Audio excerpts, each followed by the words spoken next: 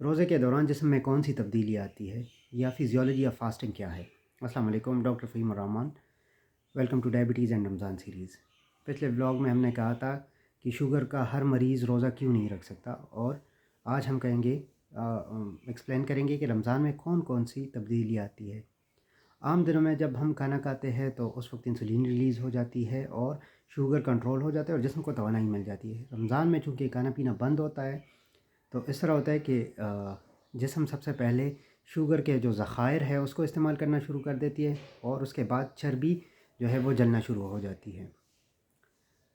جسم میں انسولین کی کمی ہو جاتی ہے، گلوکاگون اور دوسرے اسٹریس ہارمون جو ہے وہ زیادہ ہو جاتے ہیں اور وہ اس بیلنس کو مینٹین کرنے کی کوشش کرتے ہیں۔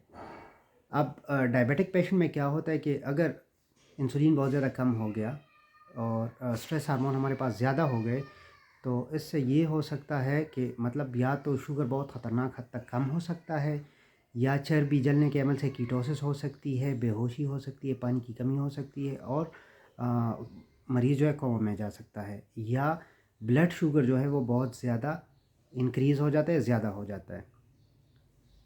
تو اگر کوئی ڈائبیٹک پیشنٹ ہے جن کا گلائسیمک کنٹرول ٹھیک نہیں ہے اور ان کو مختلف قسم کی پیچیدگی ہے تو ان میں یہ بیلنس یکسر تبدیل ہو کے مریض کے لیے رسک پیدا کر دیتا ہے۔ Thank you.